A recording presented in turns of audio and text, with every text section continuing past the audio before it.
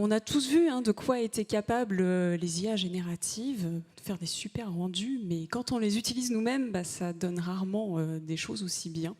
Et effectivement, il existe des stratégies pour obtenir des résultats fiables et pertinents. Et donc, Yann va nous expliquer ces stratégies et va aussi nous faire un Rex sur son utilisation de l'IA en entreprise. Alfredo Linguini et les modèles génératifs, qui fait vraiment la cuisine? Merci d'accueillir notre chef cuisinier, Yann Carbone.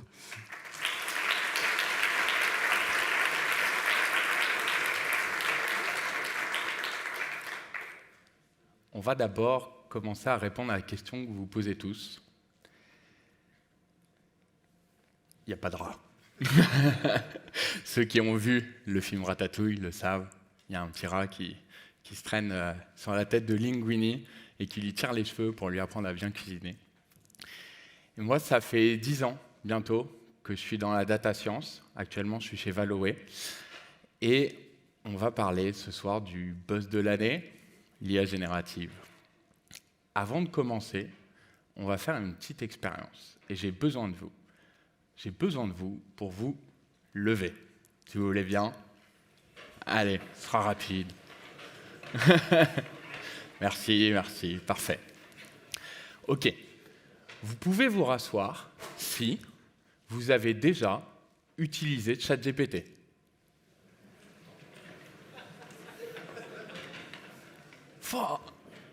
On avait des paris sur combien?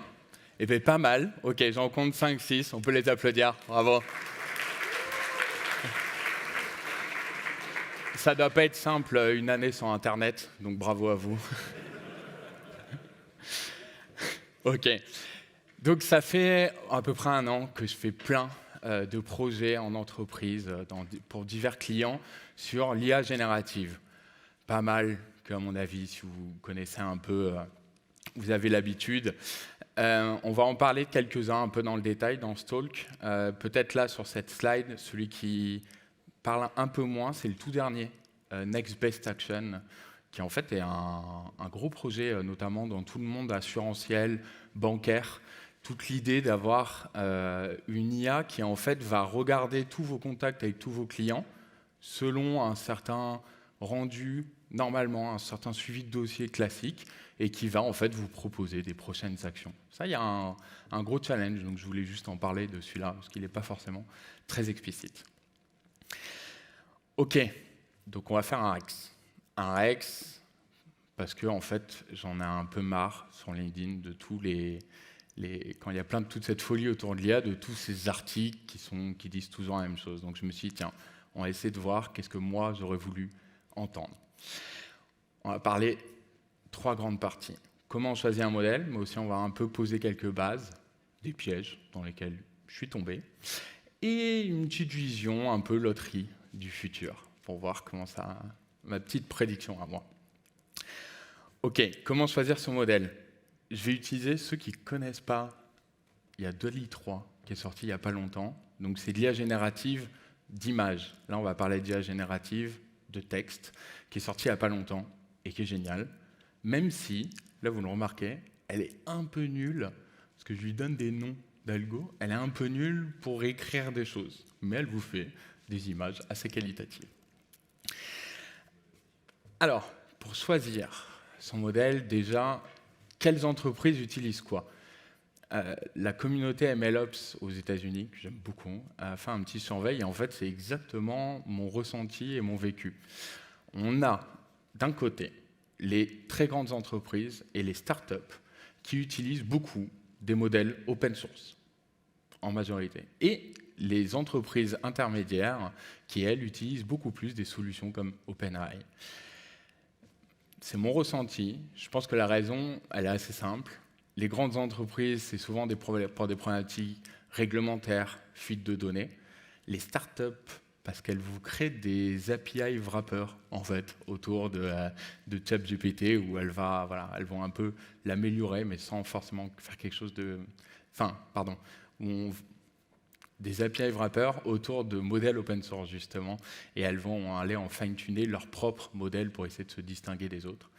Et au milieu, toutes les entreprises qui, en fait, ont déjà un business model qui est déjà installé, elles ont sûrement un business qui va très bien, elles vont utiliser OpenAI principalement pour une sorte de bureautique avancée, d'automatisation de compte rendu, des choses comme ça. Ou alors même, et ça je le vois souvent, des projets d'IA qu'ils avaient dans leur tête depuis longtemps, mais qui étaient chers, et d'un coup qui devient beaucoup moins cher et beaucoup plus simple à faire. Un peu les deux grandes raisons pour elles de se mettre dans ça, mais business as usual pour elles. Il faut qu'on construise quelque chose ensemble, parce qu'on entend parler de plein de modèles. En fait, il y en a 3 typologies. Les base models, instruct models et les RLHF. On va passer 2 minutes sur cette slide. Les base models, c'est ceux qui, en termes de données, c'est vraiment tout votre corpus Internet. Le Common Crawl, des extraits de Wikipédia, des livres, vraiment des milliards et des milliards de données issues d'Internet. Beaucoup de données, pas beaucoup de qualité, il y a un peu tout. Là, c'est quand vous entendez parler de GPT, Llama, Palm. C'est des modèles de base. Ça coûte très cher à entraîner. Il n'y a que quelques entreprises, des bigs de la tech qui le font, évidemment, et qui nous le donnent. Mais ces modèles, elles ont une bonne représentation du langage, mais elles ne savent pas nous parler, ces modèles. Donc en fait, on est obligé de passer aux étapes d'après. Donc on part du base model, instruct, RLHF. Instruct, là, la donnée qu'on utilise en entrée d'un instruct est très différente. C'est des instructions. On va avoir dans notre donnée labellisée une question qu'un utilisateur pourrait poser et la typologie de réponse qu'il faudrait pouvoir donner. Et en fait, en partant d'une bonne modélisation du langage, ces modèles vont apprendre quelle est la bonne manière de nous répondre, tout simplement. Là, on entend parler de Vicuna, Alpaca, BloomZ, ou des fois vous voyez dans les noms instruct. Ça aussi, on peut le faire en entreprise, contrairement à la dernière partie, RLHF. C'est RLHF pour Reinforcement Learning with Human Feedback. Apprentissage par renforcement, on l'a déjà vu beaucoup dans le monde du jeu, des échecs, des algorithmes qui apprennent à faire ça. Et là, cette fois-ci, les données d'entrée, ce n'est pas juste des instructions, c'est une instruction et plusieurs réponses qui sont possibles dedans, mais qu'on va ranker. On va dire, OK, celle-là, elle est meilleure que celle-là, celle-là, elle est meilleure que celle-là. Et ça, on va utiliser pour réentraîner encore un modèle instruct sur ça. Pourquoi on refait cette dernière étape? C'est souvent une question qu'on me pose. Il y a une raison très simple. Les modèles sont juste meilleurs. On gagne au moins 30 à 40% de perf. C'est juste pour ça qu'on l'a fait cette dernière. Ils deviennent vraiment meilleurs. Et là, c'est vos modèles principalement propriétaires, ChatGPT, Claude, qui utilisent cette brique parce qu'elle est assez compliquée. On n'a pas beaucoup publié. L'open source se fait un peu avoir avec tout ça. Mais ces derniers mois, l'open source a pas mal travaillé sur ça et arrive à faire des modèles RLHF qui sont open source, qui sont accessibles. On commence à rattraper tout ça. OK, maintenant qu'on a ça, la question, c'est comment je choisis. Il y a toute la communauté open source qui a fait plein de leaderboards. Je vous ai mis par exemple celui de Hugging Face. OK, mais il y a des colonnes avec des noms et des scores qui veulent un peu rien dire des fois. En fait, toutes ces colonnes, c'est des scores sur certaines benchmarks en recherche et développement, en traitement du langage naturel, qui sont assez connus. Et en fait, selon le projet que vous voulez, vous pouvez regarder votre score de votre algo selon certains benchmarks. Le MMLU, c'est vraiment un ensemble de plein de tâches de R&D et qui marche très bien de manière générale. Par exemple, si vous voulez, plutôt dans un cas d'usage de questions-réponses, le classique chatbot en interne, regardez plutôt Truthful QA. HumanEval, très fort, très connu pour tout ce qui est génération de code. Et il y a quelque chose, moi, que j'ai toujours trouvé dommage et on ne parle pas trop et dont on a besoin en fait quand on l'implémente, c'est ce qu'on appelle le template fitness. C'est cette capacité qu'a un modèle, parce qu'il vous répond toujours du texte, mais comment moi je le réintègre derrière dans un processus. Par exemple, j'ai besoin, moi, dans l'idéal d'un JSON, en fait, par exemple, pour pouvoir intégrer et aller faire ce que je veux derrière. Et donc, du coup, il y a des métriques de à quel point les modèles, si vous leur demandez du JSON, ils vous répondent vraiment du JSON. Et GPT-4, excellentissime. GPT-3, on perd un petit peu. Et en open source, ça commence à arriver, mais on a entre 20 et 30% de template fitness en moins où vous l'appelez et il ne vous répond pas du JSON. Donc, vous en faites un peu rien derrière, c'est juste du perdu. OK. il y a deux parties. Alors celle-là est personnelle. Ma manière de fonctionner par défaut, parce qu'il y a plusieurs manières de le faire. Il y en a qui préfèrent partir du bottom to the top, ou moi, du top to bottom. Bottom to the top, je peux vous en parler, ça peut être celle que je vous présente là. L'idée, c'est de se dire, OK, je pars du plus petit modèle, plus léger, le plus facile, qui existe, et je vois s'il marche sur mon cas d'usage, sur mes données. Et après, s'il ne marche pas, j'en prends un plus gros, et un autre, et un autre, et un autre. Pas grand fan, parce que c'est long. Ce que je conseille souvent, c'est OK, cas d'usage, on prend le meilleur modèle que vous avez, et là, vous l'optimisez, vous faites marcher votre cas d'usage, notamment autour du design. Vous cherchez les informations pertinentes pour pouvoir répondre à ça. Là, vous l'avez sûrement entendu dire, mais en fait, c'est un peu comme un stagiaire, un modèle de langage. Du coup, si vous aviez la tâche à donner à un stagiaire, qu'est-ce que vous lui ferez faire? Voilà, tester plusieurs prompt design, ce qu'on appelle du few shot. Le few shot, c'est le fait de lui donner des vrais exemples avant qui marchent. Si vous lui demandez de traduire un mot, donnez-lui des traductions avant et vous lui donnez après le nouveau mot dans la langue étrangère et il va vous le traduire. Optimisez votre chaîne et ensuite, on réduit les coûts. Et là, vous descendez pour passer en prod. Vous descendez, si c'est des modèles style GPT, le GPT-3 il coûte quand même 10 fois moins cher que le 4. Ou si vous êtes sur de l'open source, les 70B, par exemple, passez à 13B. Le B, en fait, c'est le milliard. C'est une milliard de paramètres. Ça vous donne une certaine indication de la taille du modèle et surtout la taille du GPU dont vous avez besoin. Les pièges. Les pièges dans lesquels je suis un peu tombé. Des très beaux dessins, cette fois-ci, je trouve, de Dali, assez réalistes. Des pièges dans lesquels je suis tombé et dont vous avez peut-être déjà entendu parler. Notamment le premier, les hallucinations. Les hallucinations, on en parle tous, c'est quand votre modèle de langage, il vous donne des informations qui ne sont pas pertinentes. Il faut qu'on fasse un petit pas de côté sur celui-là. Pourquoi? Je vous explique comment on entraîne ces modèles et une partie de l'entraînement. En fait, les base models, c'est un espace. Un espace au sens mathématique du terme, un espace vectoriel à grande dimension. Et en fait, cet espace, c'est un peu comme cette salle où on est ce soir. Et cet après-midi. À cet espace, on va lui donner par exemple 3 mots. Livre, doux et peluche. On va dire, par exemple, de ce côté, tu vas être le mot livre et toi, tu es le mot peluche. Moi, je vais être le mot doux. Le but de cet espace, c'est juste se dire où est-ce que je vais placer le mot doux. Et naturellement, j'ai envie d'aller vers la peluche et pas vers le livre. On le sait, nous, en tant qu'humains. Eh bien, l'IA, avec cet espace, va apprendre à le faire sur toutes nos données. Elle va apprendre à rapprocher ces mots ensemble, ces concepts ensemble dans cet espace. Et en fait, il y a une caractéristique hyper importante là-dedans, c'est que l'IA, ce n'est pas Wikipédia. L'IA ne possède pas de base de données de référence qu'elle peut utiliser comme une vérité.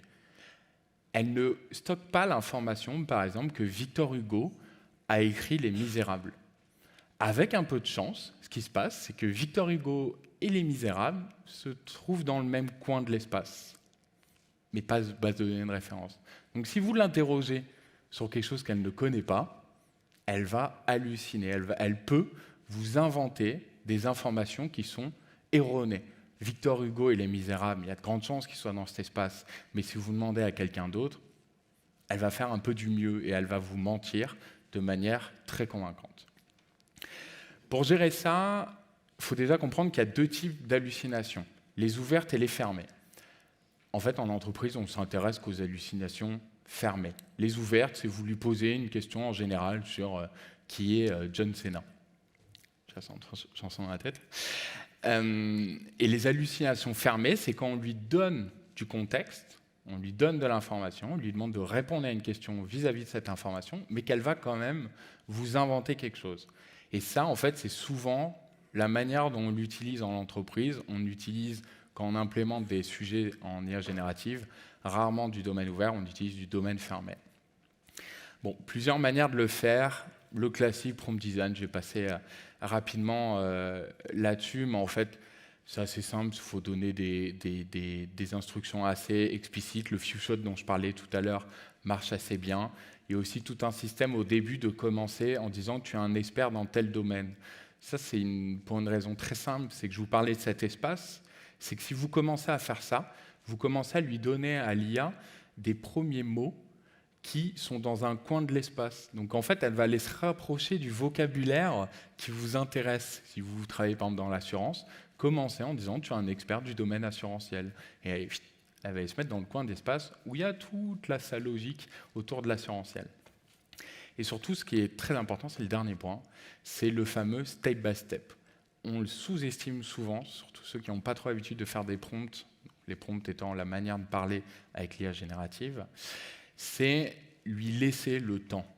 En fait, une IA, si vous lui demandez juste, c'est comme un enfant, vous vous souvenez, quand on était au collège, on nous embêtait, notre professeur de mathématiques, c'est pas le résultat qui compte, c'est la démonstration. Et ben c'est la même chose avec l'IA. L'IA, il ne faut pas lui demander la réponse directement, il faut lui laisser le temps de réfléchir, lui laisser le temps de construire sa réflexion dans cet espace avant de vous donner votre réponse. Et l'impact n'est pas négligeable. Vous prenez un sujet comme le fait de répondre à des questions mathématiques un peu classiques qu'on trouve au collège. On prend un modèle comme GPT-3, on est à 20% de réussite. Pas fou, si on lui demande directement la réponse. Avec ça, le step by step, on monte à plus de 90% de réussite. C'est vraiment pas du tout négligeable de lui laisser le temps de réfléchir, de vous augmenter votre réponse. Ça fait gagner en plus d'argent au OpenAI, parce que vous payez selon le nombre de mots qui répondent. Outre ça, c'est des designs un peu classiques et faciles en entreprise. On a deux grandes catégories qui se combattent actuellement, et on est un peu dans le flou sur qui va gagner dans le futur. La première, c'est le RAG, et la deuxième, c'est le fine-tuning. Le RAG, très simple, l'idée c'est de dire « Ok, moi en tant qu'entreprise, j'ai plein de données qui existent, qui sont ma source de vérité sur comment certains process fonctionnent. » Et en fait, donc un utilisateur va poser une question, on va aller chercher les parties de données qui sont intéressantes pour cette question, on va les prendre, on va reprendre la question, on va donner tout ça à un LLM qui va formuler une réponse en fonction des parties qu'on lui a données, et on va donner cette réponse. Souvent, ceux qui sont curieux, on rajoute un design qui s'appelle la réflexion. C'est-à-dire qu'après qu'il y ait eu la réponse, on redemande à un autre LLM de vérifier qu'il n'a pas halluciné le premier. Ça marche très bien, c'est pareil fou, ça fait un petit côté matrice il y a un LLM qui vérifie qu'un autre LLM s'il n'a pas halluciné, mais ça marche très bien. Le deuxième, c'est le fine-tuning. Alors pour avoir fait les deux, le fine-tuning, l'idée, c'est qu'en fait, vous prenez votre LLM, vous prenez vos données, vous refaites en fait cet entraînement d'instruct avec des données labellisées, des instructions, et vous le fine-tunez là-dessus, sur vos propres données. Ça permet de lui donner ce fameux savoir, est-ce que Victor Hugo a écrit Les Misérables, de vous assurer que dans cet espace, les mots sont bien rapprochés. Ça va vraiment prévenir beaucoup les hallucinations. Alors, on va le voir dans un petit exemple sur deux sujets que j'ai eu l'occasion de faire. Le résumé, donc un sujet classique. J'ai eu un sujet où je devais fine-tuner un LLM assez léger pour résumer des documents légaux. Alors, je dis documents légaux, c'est des documents hyper longs, hyper verbeux, assez compliqués. Pour le fine-tuner, pour atteindre une performance équivalente à GPT-4, il a fallu qu'on labellise 2000 documents. En dessous, à partir de 1000, on commençait à être pas trop mauvais, mais vraiment, c'est à 2000, on est arrivé sur notre benchmark, sur quelque chose d'égalitaire. L'avantage, c'est que la communauté open source est très performante, et notamment avec des techniques comme LoRa. Je ne vais pas forcément rentrer dans le détail, mais LoRa, en fait, c'est vous avez votre modèle, et on va en faire un petit, plus léger, en parallèle, qu'on va fine-tuner juste sur vos données. Donc en fait, quand vous aurez un modèle fine-tuné avec LoRa, vous aurez votre modèle de base et un petit à côté. Donc ça ne coûte pas très cher, en fait. Là, pour moins de 10 €, le modèle était entraîné, il marchait très bien, équivalent GPT-4. En fait, là, on perd du temps. C'est toute la labellisation. Du coup, moi, je suis plus dans la team RAG. Et notamment, alors ça, je l'ai eu plusieurs fois, les comptes rendus d'entretien dans ces fameuses entreprises de taille moyenne. Ce qui marche très bien, c'est une méthode qu'on appelle Refine. Donc en résumé, on a plusieurs manières de faire des résumés à l'échelle. Le Refine, c'est assez simple. Imaginons, vous avez des reviews de produits, parce que vous vendez sur plusieurs marketplaces, des milliers par exemple. Et ben, vous allez prendre vos 100 premiers et demander un résumé selon certains points. Puis vous allez prendre vos 100 prochains, reprendre le résumé et demander au LLM de juste le modifier en fonction de ça. Et vous continuez. Ça marche extrêmement bien si vos instructions sont bonnes.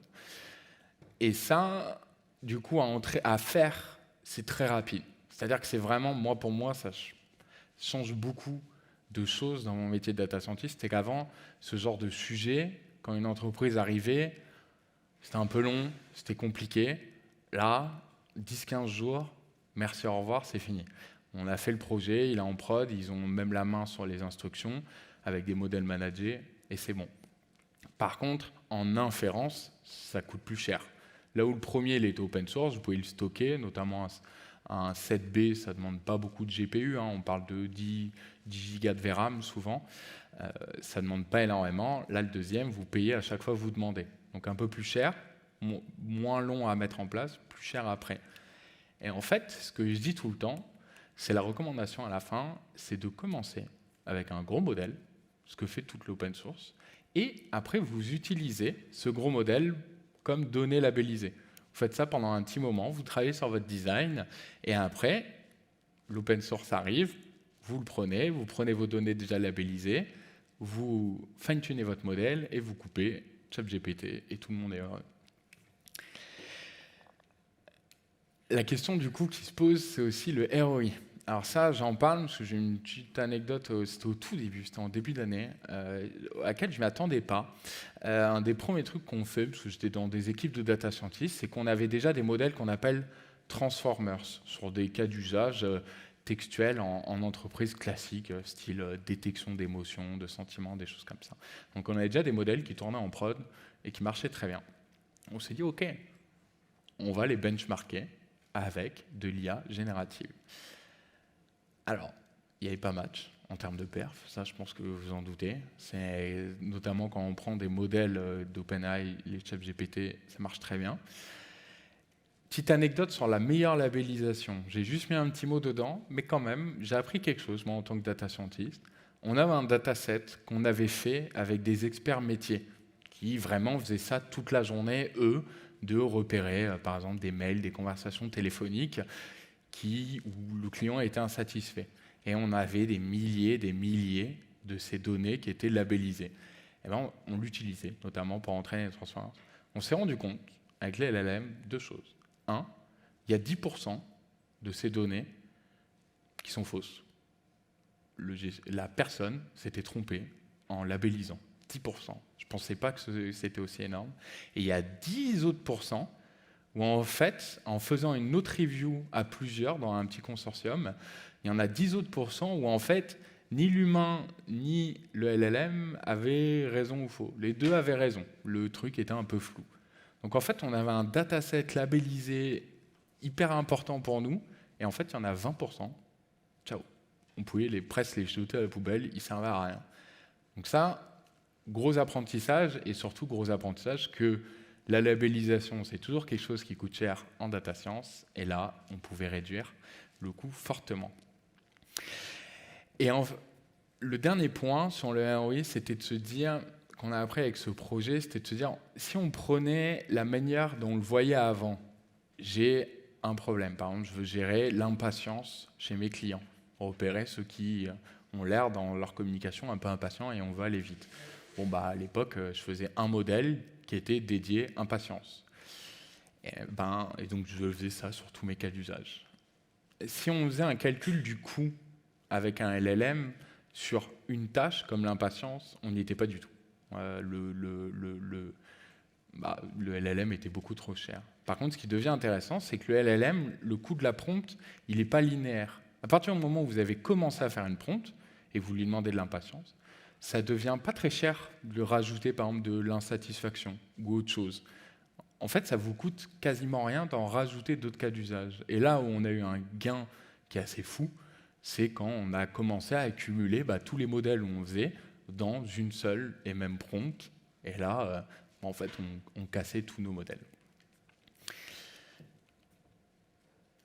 On va parler aussi biais et hallucinations. J'ai le temps. Parfait. Alors, on n'aura pas de slide sur cette partie. En fait, ces modèles, l'IA, du coup, ça reste un outil. Mais ce n'est pas un outil neutre. Vu qu'elle s'est entraînée sur nos données, l'IA va reproduire nos biais et nos stéréotypes. On vit dans un monde, là, où vous pouvez aller tout de suite demander à écrire à ChatGPT une histoire sur un garçon et une fille qui sont au lycée et qui se demandent ce qu'ils vont faire plus tard comme métier. De manière constante, le garçon va dire que lui, il aime la logique, il aime la mathématique et il veut devenir ingénieur. La créativité, c'est pas son truc. Et la fille va dire qu'elle, elle comprend rien aux chiffres, elle veut être artiste. Léa va de manière constante rapprocher l'homme au concret, au pragmatisme, et la femme au physique, et à la créativité et autres clichés qu'on a. Et même plus loin, l'IA, ce qu'elle va faire, c'est plus que les reproduire, c'est qu'elle va les amplifier, ces stéréotypes. Il y a une étude, il y a des chercheurs qui ont écrit un papier excellent qui s'appelle « Des étincelles d'intelligence artificielle générale ». Et dedans, ils ont étudié l'utilisation de pronoms vis-à-vis de certains métiers. Les pronoms, ça devient important aujourd'hui dans notre société. Le métier de secrétaire, par exemple, dans notre société, il est à majorité féminin. On y retrouve 11% d'hommes.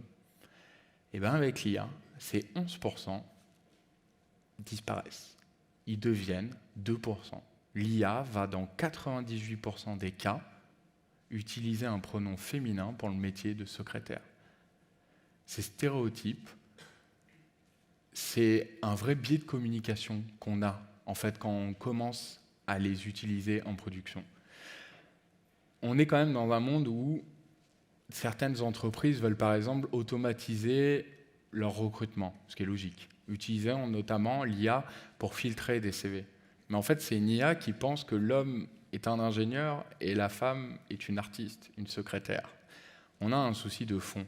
Donc du coup, ce que je raconte beaucoup, c'est notamment pour cet exemple, qui est True Story, c'est de dire, OK, utilise l'IA juste pour préfiltrer. Va pas lui demander d'analyser, va pas lui demander de regarder les expériences vis-à-vis d'un certain poste. Utilise juste ça comme filtre sur des choses très concrètes, très objectives. Est-ce qu'il y a eu un bac plus 5, par exemple, une école d'ingénieur? Est-ce qu'il y a eu au moins 2 ans d'expérience professionnelle? Quoi que ce soit. Mais ne va pas lui demander d'analyser beaucoup plus loin. L'IA ne fait que reproduire nos biais et nos stéréotypes. Là, je vous en donne sur le sexisme, mais il y a les mêmes choses sur des stéréotypes d'ethnie. Pour une simple raison, elle n'a pas vu beaucoup de manières de parler de certaines ethnies, et même sur l'agisme. L'IA, quand elle comprend que la personne est âgée, elle va se mettre à utiliser des mots franchement un peu ridicules et un peu bêtes. Elle va lui parler comme quelqu'un à qui il faut vraiment tout expliquer. Et ça, en fait, j'en parlais tout à l'heure, j'ai des débats avec des entreprises sur ça, parce que je vous parlais du Next Best Action. On va aller regarder les mails, les conversations qu'on reçoit de nos clients. Top. Mais en fait, il faut faire attention à ça, parce que du coup, il y a des sous-représentations de personnes où on va changer un peu la manière dont on fonctionne, mais c'est très insidieux. On va peut-être, dans la détection de l'impatience ou autre, si le texte est écrit au féminin, rajouter de l'importance sur ça. Parce que pour l'IA, dans cet espace, tous les mots féminins sont peut-être plus rapprochés des mots autour de l'émotion. Et du coup, elle va lui donner de l'importance par rapport à ça. On va peut-être, vous savez, en data science, on aime bien dire « Ah, trop bien, 98% d'accuracy. Cool. » Mais en fait, qu'est-ce qu'il y a dans ces autres pourcents? Est-ce que ces autres pourcents, c'est peut-être une ethnie ou des personnes âgées et à qui vous répondez de manière constante? Mal. On a des moyens d'évaluer ça. Il y a des datasets. vais pas rentrer dans le détail, mais il y a des datasets comme le StereoSet dans l'open source qui existe et qui évalue ça de manière très claire, très pragmatique, et qui nous permettent de un peu contrôler tous ces biais et stéréotypes.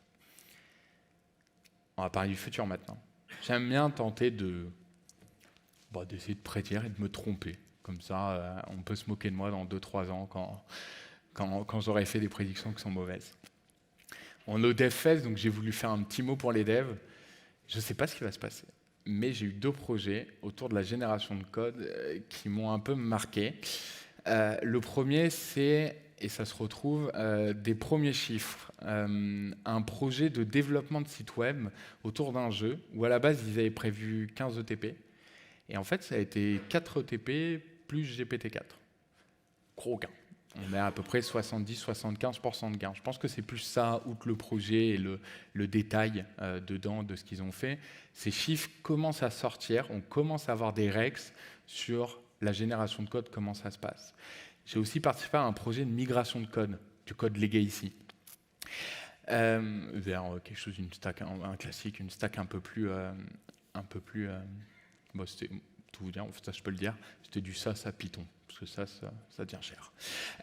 Et dans ce projet, on a eu environ 80 à 90% des fichiers SAS qui font entre 100 et 1000 lignes de code, donc c'est pas non plus du petit, du assez gros, qui ont été 100% migrés, sans intervention humaine, avec de l'A/B test automatique, du double run, évidemment, sur les données en entrée, etc., sans aucune intervention humaine.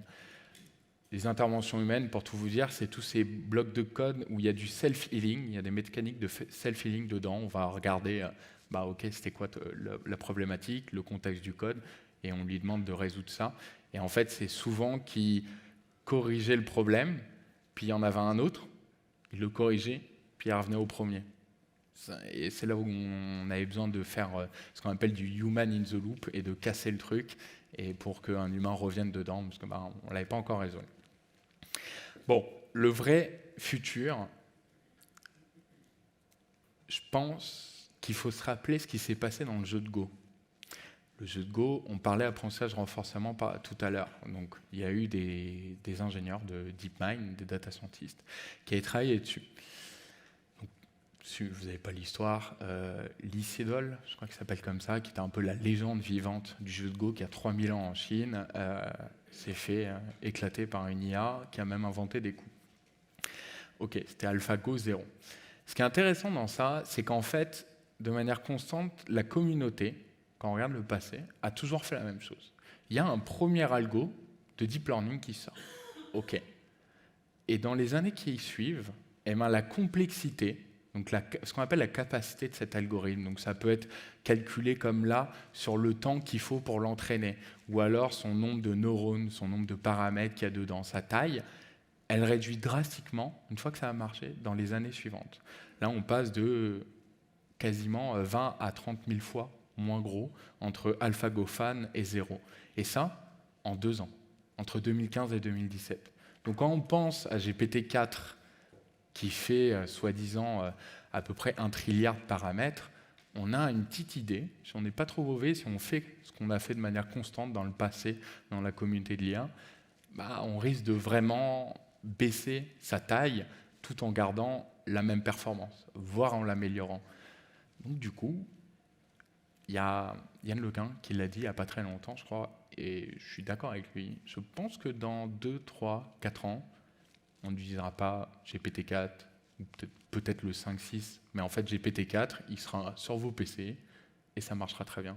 Donc du coup, ce que je dis aux entreprises, c'est OK, travaillez vos cas d'usage autour de l'IA générative, mais anticipez ça. Anticipez ce qu'on disait tout à l'heure sur le fine-tuning, collectez de la donnée et vous aurez votre propre modèle qui marchera très bien, que vous pourrez fine-tuner pour la suite. Et dernier mot, celui de Dario Amodei, qui est le président d'Anthropic, qui est un des plus gros concurrents d'OpenAI. Il a eu un mot dans un podcast sur les futures capacités autour de ces IA génératives. Pourquoi ? Parce qu'en fait, les entreprises qui créent des IA génératives font un entraînement. Et à un moment, elles ont juste décidé d'appuyer sur le bouton « pause ». et on a des capacités qui sortent de ces modèles. Un consensus veut que, en fait, on ait encore des capacités à découvrir ensuite si on continue cet entraînement. Lesquelles? Dario Amodei, il pense que ces futures capacités seront autour de la médecine et de la biologie. Pour une raison très simple. On a déjà, nous, en tant qu'humains, énormément de savoir dans le domaine de la recherche dans ces domaines, donc la biologie et la médecine. Ce qui est compliqué, c'est de rapprocher tous ces savoirs ensemble face à un patient, face à un être humain qui les exprime à sa manière. Et ça, l'IA générative, elle en est vraiment capable. Ça sera tout pour moi. Je voulais me laisser un quart d'heure pour des questions. J'ai fini. Merci.